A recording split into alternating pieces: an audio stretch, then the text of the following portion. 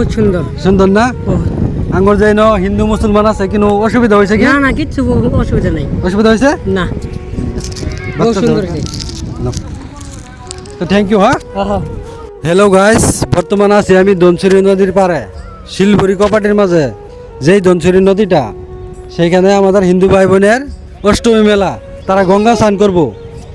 তাদের ডিউটি দেওয়ার জন্য যে পুলিশ প্রশাসন আছে তাদের লাগে আমি কিছু অরেস আর পানি নিয়েছি তারা নেয় কি না আপনার ভিডিওটা দেখতে থাকুন